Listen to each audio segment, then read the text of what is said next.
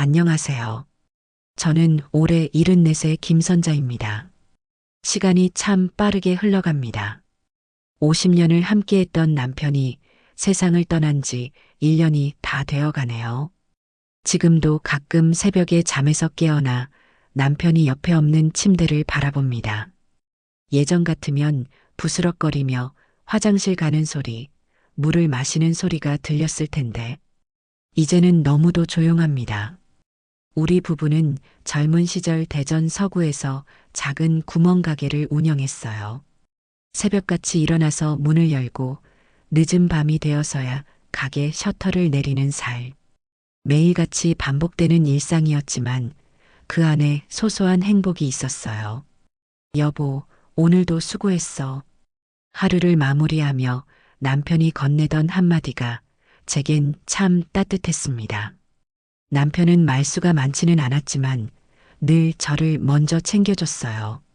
비가 오는 날이면 가게에 앉아있던 저를 위해 조용히 우산을 들고 오고 가끔씩 시장에 가서 제 좋아하는 호떡을 사오기도 했죠. 그런 남편과 50년을 함께 살았으니 제 인생의 절반 이상을 그는 차지하고 있었어요. 우리에게는 두 아이가 있습니다. 큰아들은 광주에서 자동차 부품 사업을 하고 있고 작은 딸은 캐나다로 이민을 갔어요. 두 아이가 모두 성장해서 각자의 삶을 꾸려나가는 모습을 보며 대견하기도 했지만 한편으로는 조금 서운하기도 했어요. 명절이면 온 가족이 모여 시끌벅적하게 밥을 먹고 웃으며 이야기하던 순간들이 이제는 점점 줄어들고 있더군요. 그래도 남편과 함께라면 괜찮다 생각했어요. 아침마다 함께 신문을 읽으며 커피를 마시고 퇴근 후에는 조용한 음악을 들으며 쉬는 소박한 하루하루가 소중했어요.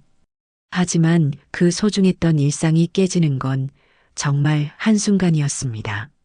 남편의 병. 3년 전 그날도 평범한 하루였습니다. 남편이 평소처럼 가게에서 물건을 정리하고 있었어요. 그런데 갑자기 배를 움켜쥐고 힘들어 하더군요. 여보, 괜찮아? 아, 그냥 소화가 좀 안 되는 것 같아. 별거 아닐 거라 생각했어요. 늘 건강하던 사람이었으니까요.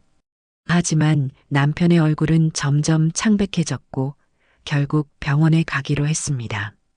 검사 결과를 들은 순간 저는 그대로 주저앉고 말았습니다. 위암 말기라고요?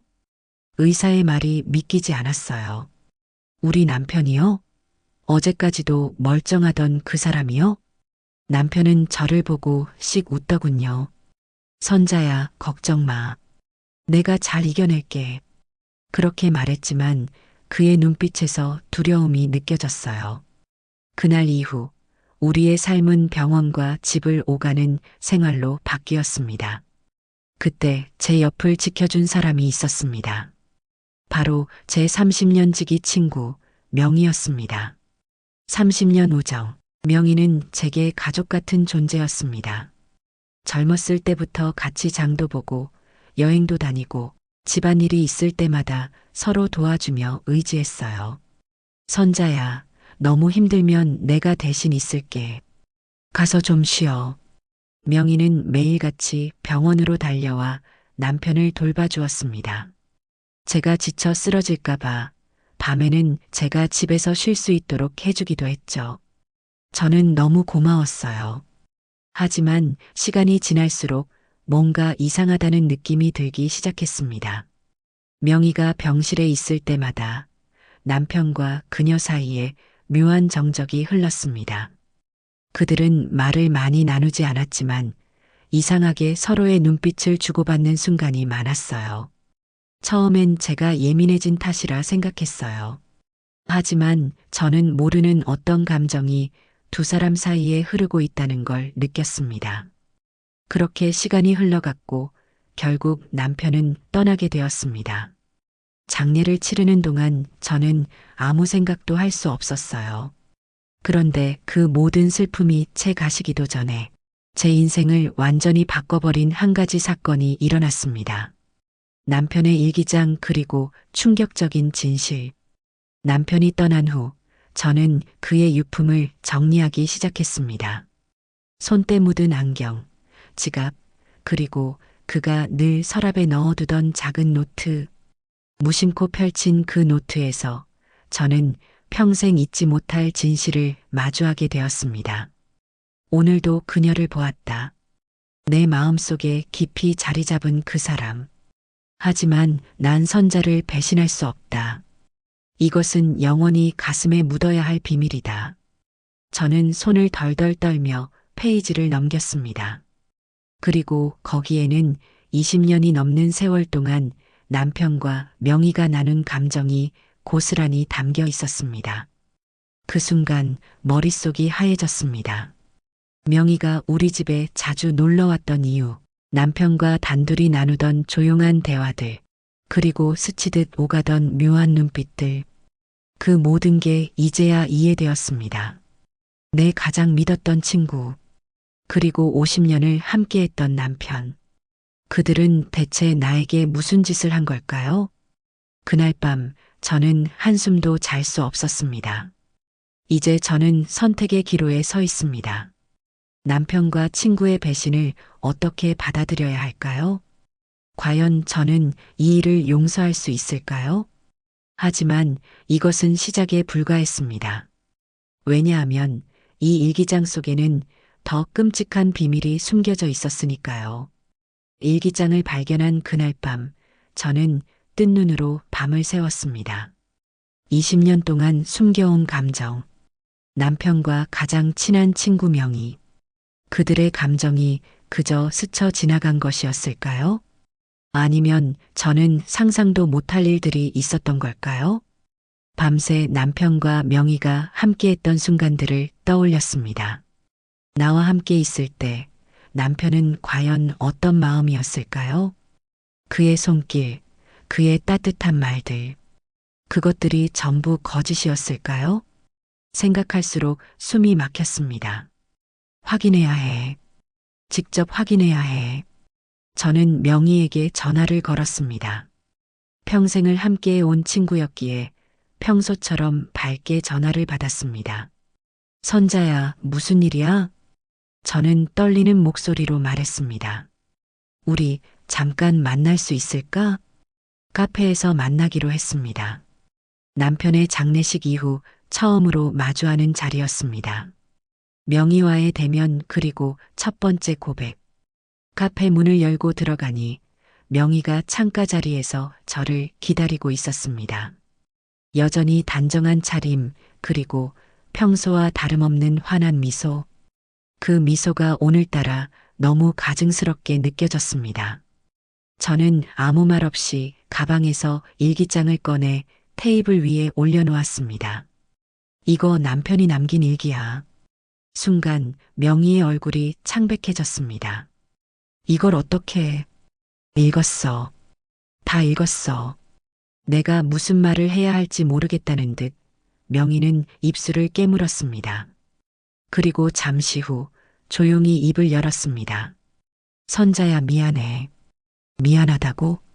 그녀는 그렇게 말하면서도 나를 똑바로 쳐다보지 못했습니다. 그때 처음 느낀 감정을 억누르려 정말 많이 노력했어. 하지만 처음이라니? 대체 언제부터였던 거야? 언제부터였어? 대답해봐, 명희야. 제 목소리가 떨렸습니다. 25년 전부터. 25년. 나는 그 순간 머리를 한 대 맞은 것 같았습니다. 우리 가게에 자주 들르던 그때부터였어. 처음엔 나도 그냥 친구라고 생각했어. 그런데 어느 순간 감정이 달라지더라. 그래서 너희 둘 몰래 만난 거야? 명희는 서둘러 고개를 저었습니다. 아니야, 선자야. 우리 단 한 번도 너 몰래 만난 적 없어. 그냥 서로의 마음만 알고 있었을 뿐이야. 하지만 그것만으로도 충분히 큰 배신이었습니다. 나는 정말로 믿었던 친구에게 25년 동안 속아왔던 것일까요? 이제야 모든 것이 이해되었습니다. 명희가 우리 집에 자주 찾아왔던 이유, 남편과 단둘이 있으면 흐르던 이상한 정적, 남편이 명희 앞에서만 유독 조용했던 이유. 그 모든 게 이제야 퍼즐처럼 맞춰졌습니다. 나는 명희를 똑바로 바라보았습니다. 넌 내가 남편을 얼마나 사랑했는지 알고 있었잖아. 그녀는 눈물을 흘렸습니다. 그래, 알고 있었어. 그래서 더 힘들었어. 나는 손을 꽉 쥐었습니다. 힘들었다고? 넌 내가 얼마나 힘든지 생각해 본 적 있어? 명희는 아무 말도 하지 못했습니다. 그렇게 침묵 속에서 몇 분이 흘렀습니다. 나는 더 이상 이 자리에 있을 수 없었습니다. 우리 다시는 만나지 말자. 그 한마디를 남기고 자리에서 일어섰습니다. 명희는 끝내 나를 붙잡지 않았습니다. 또 다른 비밀, 그리고 분노. 집에 돌아온 나는 가방에서 다시 남편의 일기장을 꺼냈습니다. 그런데 마지막 몇 장을 넘기는 순간 나는 또 다른 충격적인 사실을 마주했습니다. 이제 남은 시간이 얼마 없다. 나는 죽기 전에 명희에게 마지막으로 말하고 싶다. 우리 둘이 함께할 수 있었던 시간은 짧았지만 그녀는 내 마음속에서 가장 소중한 사람이었다. 선자가 알게 된다면 나는 평생 용서받지 못하겠지. 함께할 수 있었던 시간? 둘이 몰래 만난 적은 없었다던 명희의 말은 거짓이었던 걸까? 그리고 일기의 끝부분, 마지막 날짜에 적힌 글을 읽고 나는 그대로 무너지고 말았습니다. 오늘 명희를 만났다. 그녀와 함께한 시간이 내 인생에서 가장 행복했다. 그녀를 처음 사랑했을 때부터 지금까지 단 한순간도 그 마음이 변한 적 없었다. 나는 일기장을 손에 쥔 채 소리 없이 울었습니다. 남편이 죽기 직전까지 사랑한 사람은 나 아닌 명희였다. 그 순간 머릿속이 새하얘졌습니다. 이대로 끝낼 수 없다. 나는 무엇을 해야 할지, 어떻게 해야 할지 몰랐습니다. 그런데 분명한 것은 그들을 그냥 용서할 수 없다는 것이었습니다. 나는 한동안 아무것도 할 수 없었어요. 남편이 세상을 떠난 후 저는 슬픔에 잠겨 지냈습니다. 하지만 이제 내 가슴을 채우고 있는 감정은 슬픔이 아니었어요. 배신감. 그것이 나를 집어삼키고 있었습니다. 그날 이후 나는 명희의 얼굴을 볼 수 없었습니다. 그녀의 미안하다는 말도, 울먹이던 얼굴도, 그 모든 것이 역겹게만 느껴졌어요. 하지만 그날 밤 나는 또 다른 충격적인 사실과 마주하게 되었습니다. 남편의 마지막 흔적, 그리고 두 번째 충격적인 진실. 남편의 유품을 정리하다가 나는 오래된 서랍을 뒤지게 되었습니다. 그리고 그 안에서 한 통의 봉투를 발견했습니다. 봉투에는 이렇게 적혀 있었습니다. 명희에게. 저는 심장이 덜컥 내려앉았습니다. 떨리는 손으로 봉투를 열었습니다. 안에는 손때가 묻은 편지가 한 장 들어 있었습니다. 명희야, 이 편지를 읽을 때쯤이면 나는 아마 이 세상에 없겠지. 마지막까지 너에게 이 말을 전하고 싶었어. 선자에게는 너무 미안하지만 나는 죽을 때까지 너를 사랑했어. 숨이 멎을 것 같았습니다. 저는 손에 힘이 풀려 편지를 떨어뜨렸습니다. 이게 뭐야? 저는 떨리는 손으로 편지를 다시 주워들었습니다.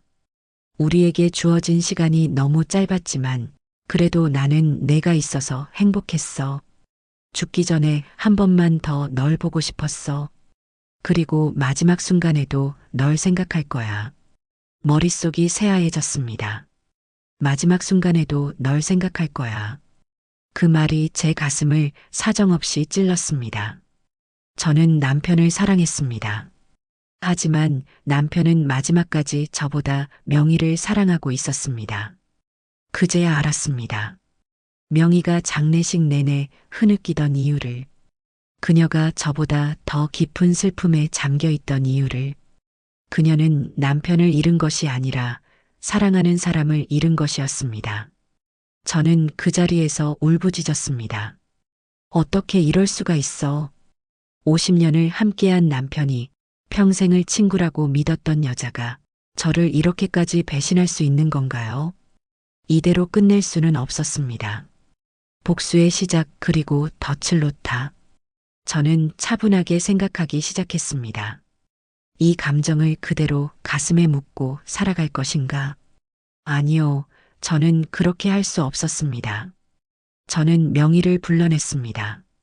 명희야, 우리 다시 한번 이야기할 수 있을까? 그녀는 잠시 망설였지만 결국 만남을 수락했습니다. 우리는 조용한 찻집에서 다시 마주 앉았습니다. 하지만 이번에는 제가 철저하게 감정을 숨겼습니다. 나 사실 너한테 너무 화가 났었어. 명희는 고개를 숙였습니다. 그럴 줄 알아 선자야. 나 정말 미안해. 그런데 이제 다 내려놓기로 했어.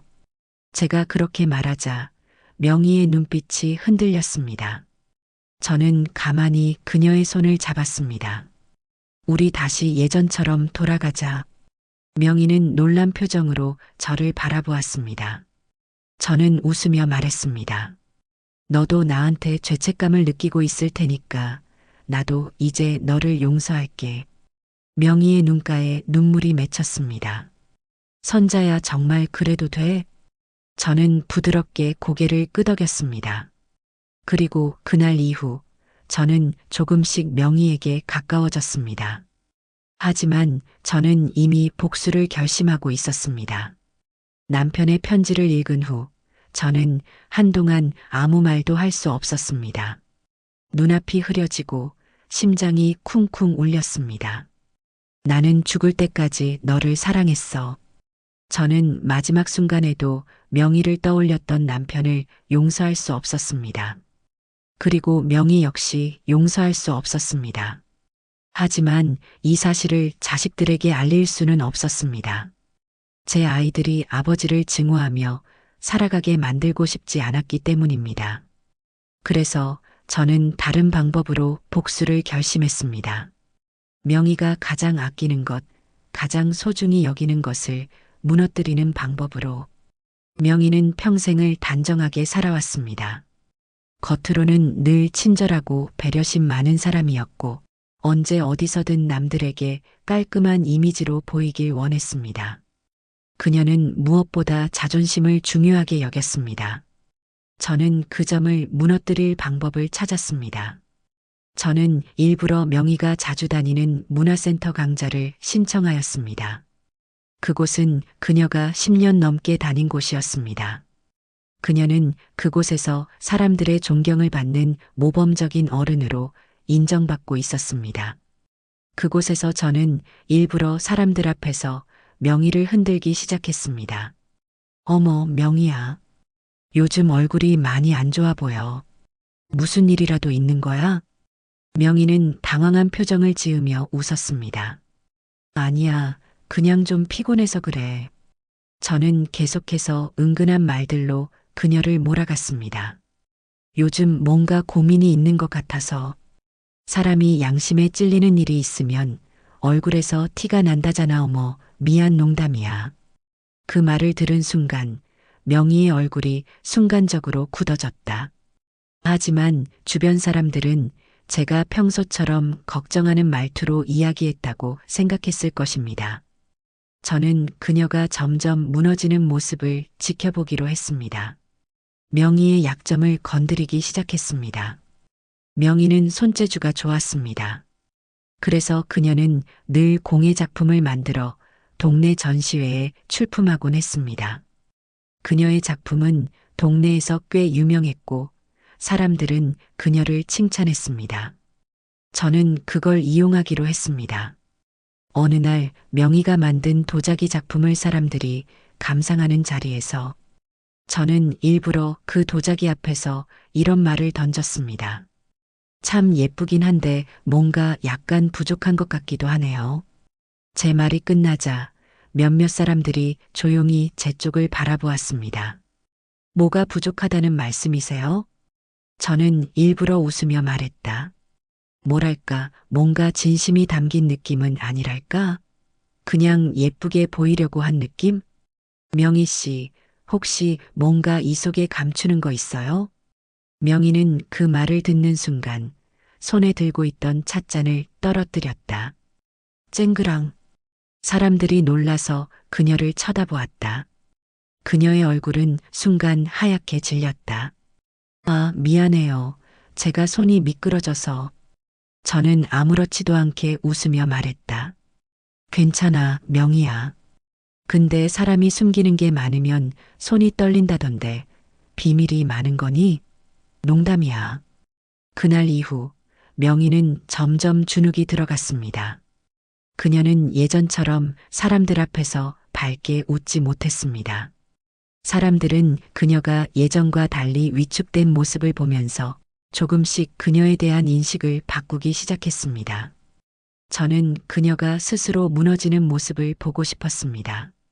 명희는 남편과 함께 자주 가던 공원이 있었습니다. 그곳은 그녀에게도 특별한 장소였습니다. 저는 그곳에서 마지막 복수를 계획했습니다. 저는 일부러 명희를 그 공원에서 만나자고 했습니다. 우리 여기서 다시 한번 이야기할 수 있을까?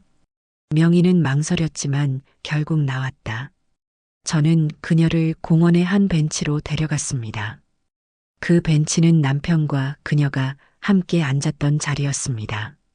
저는 조용히 입을 열었습니다.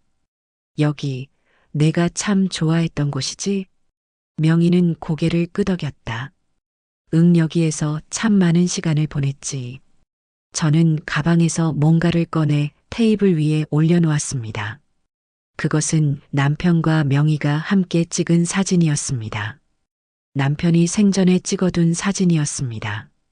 명희는 그 사진을 보는 순간 얼굴이 새하얘졌다. 이건 언제? 저는 조용히 웃었다. 남편이 남긴 거야.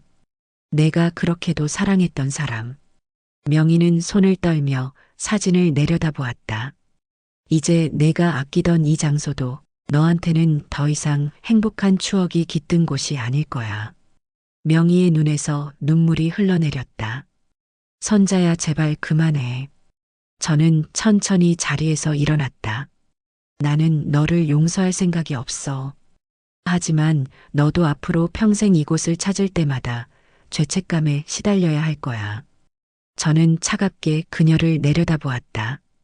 그게 내가 선택한 복수야. 그 말을 남기고 저는 공원을 떠났습니다. 그 후로 저는 명희와 다시 만나지 않았습니다. 그녀는 몇 번이고 저에게 연락을 했지만 저는 받지 않았습니다. 그녀는 다시 공예 작품을 만들지도 않았고 더 이상 문화센터에서도 모습을 보이지 않았습니다. 저는 이제야 완전히 그녀를 제 삶에서 지워버릴 수 있었습니다. 그리고 깨달았습니다. 용서는 저를 위한 것이 아니라 때로는 가장 강력한 복수는 상대에게 죄책감을 남기는 것이라는 것을. 저는 이제야 남편과 명희의 그림자에서 벗어났습니다. 이제부터는 오직 저를 위한 삶을 살아갈 것입니다. 명희에게서 연락이 끊긴 지 몇 달이 지났습니다. 저는 그녀가 어떻게 지내고 있는지 알지 못했습니다. 그리고 솔직히 말하면 알고 싶지도 않았습니다. 그녀는 이제 자신이 지은 죄책감 속에서 살아가야 할 것입니다. 저는 더 이상 뒤를 돌아보지 않았습니다. 복수 후 남겨진 감정. 복수를 끝냈지만 제 마음이 후련하지만은 않았습니다. 저는 제 방식대로 명희에게 상처를 주었습니다. 그녀의 자존심을 꺾고 그녀가 가장 아끼던 공간을 무너뜨렸습니다. 그녀는 다시는 그 공원을 찾지 못할 것이고 더 이상 동네에서 예전처럼 환하게 웃지도 못할 것입니다. 저는 제가 원하는 걸 잃었습니다. 하지만 문득 거울을 들여다보았습니다. 그 속에 비친 얼굴이 낯설게 느껴졌습니다. 저는 누구였을까요?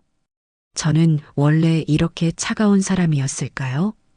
과거의 저는 누군가에게 복수를 결심하는 사람이 아니었습니다.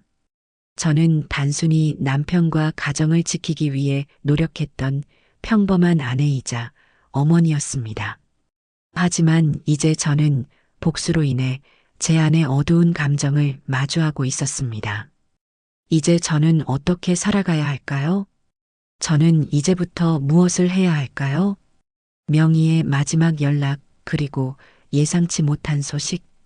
그렇게 몇 달이 지나고 어느 날, 저는 명희로부터 마지막 연락을 받았습니다. 선자야, 마지막으로 한 번만 만나줄 수 있을까? 저는 잠시 망설였습니다. 하지만 그녀가 저에게 무슨 말을 하려고 하는지 궁금하기도 했습니다. 그래서 저는 그녀가 지정한 장소로 나갔습니다. 그곳은 우리가 처음 친구가 되었던 찻집이었습니다. 카페 문을 열고 들어가자 명희는 창가에 앉아 있었습니다. 오랜만에 본 그녀의 모습은 그야말로 초췌했습니다. 살이 많이 빠졌고 머리카락도 희끗희끗 늘었습니다. 그녀의 눈 밑에는 깊은 그늘이 져 있었습니다. 저는 조용히 그녀 앞에 앉았습니다. 오랜만이야, 명희야. 그녀는 힘겹게 웃었습니다. 응, 정말 오랜만이네. 그녀는 한동안 아무 말도 하지 않았습니다. 마치 무슨 말을 해야 할지 몰라 고민하는 듯 보였습니다. 그리고 그녀가 조용히 입을 열었습니다. 선자야, 사실 나. 그녀가 말을 잇기도 전에 그녀의 손이 떨리고 있다는 걸 알았습니다. 나 암이래.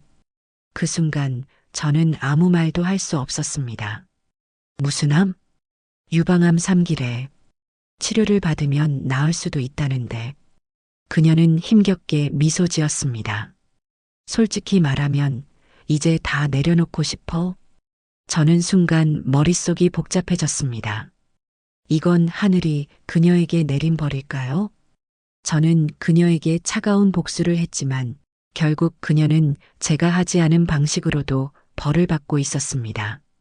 저는 한동안 아무 말도 하지 않았습니다. 그저 그녀의 얼굴을 바라보았습니다. 그리고 깨달았습니다. 이제 저의 역할은 끝났습니다. 그날 이후 저는 더 이상 명희에게 연락하지 않았습니다.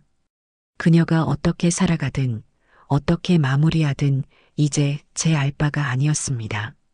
저는 이제부터 저를 위한 삶을 살아야 했습니다.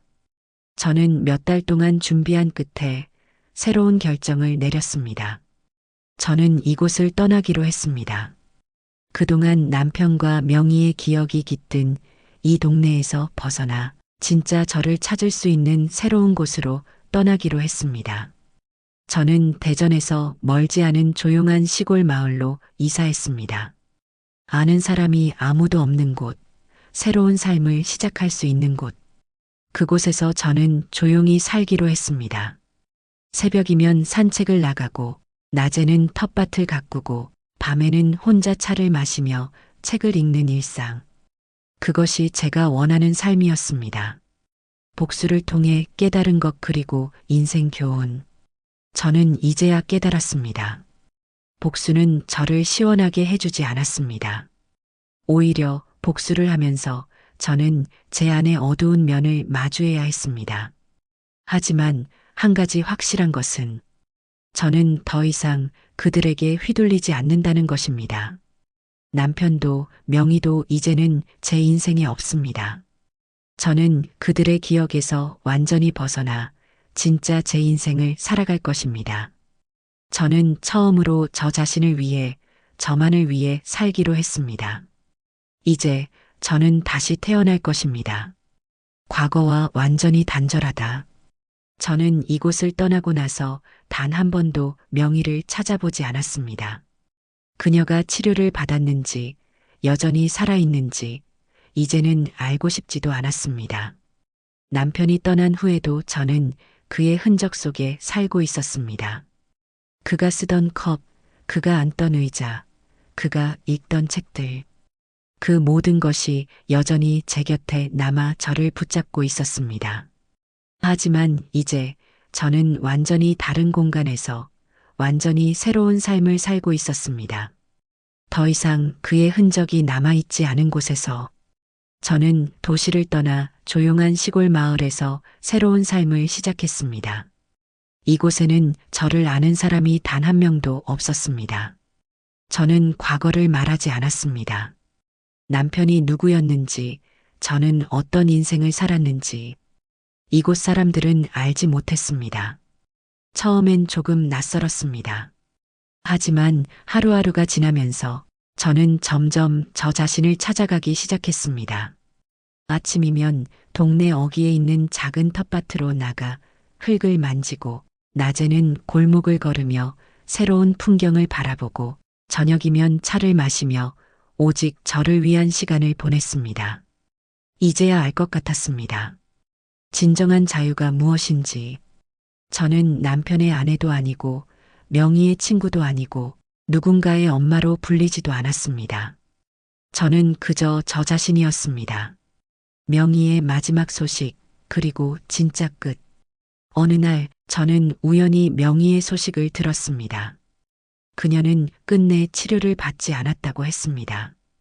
그녀가 어떻게 마지막을 맞이했는지는 중요하지 않았습니다. 저는 단 한 번도 그녀를 찾아가지 않았고 그녀 역시 저를 부르지 않았습니다. 우리의 이야기는 그렇게 끝이 났습니다. 아무런 용서도 없이, 아무런 화해도 없이. 그리고 그것이 저에게는 가장 완벽한 마무리였습니다. 마지막 교훈, 결국 인생은 혼자 가는 길입니다. 저는 가끔 생각합니다. 남편을 용서했어야 했을까요? 명희를 이해했어야 했을까요? 하지만 답은 변하지 않았습니다. 아니, 저는 그들을 용서하지 않았습니다. 저는 그들과 화해하지 않았습니다. 하지만 저는 이제 그들에게 휘둘리지 않는 삶을 살고 있습니다. 그것이면 충분했습니다. 우리는 종종 용서가 해답이라고 생각합니다. 하지만 때로는 용서하지 않는 것이 해답일 때도 있습니다. 과거에 집착하지 않는 것, 복수에만 얽매이지 않는 것, 그리고 가장 중요한 것은 저 자신을 잃지 않는 것입니다. 저는 이제야 진짜 제 삶을 살고 있습니다. 남편도 명희도, 그리고 그들과 얽힌 모든 감정도 이제는 사라졌습니다. 저는 오롯이 저 자신을 위해 살아갑니다. 이제 저는 진짜 자유롭습니다. 시청자들에게 전하는 마지막 메시지. 여러분, 인생에서 어떤 선택을 해야 할지 고민될 때가 많죠. 때로는 용서가 필요할 때도 있고, 때로는 단절이 필요할 때도 있습니다. 중요한 건 여러분이 무엇을 원하는지 스스로에게 솔직해지는 것. 그리고 절대 누구에게도 휘둘리지 마세요. 여러분 인생은 여러분의 것입니다. 저는 이제야 그걸 깨닫고 제 삶을 살고 있습니다. 여러분도 진짜 자신의 삶을 찾기를 바랍니다. 감사합니다.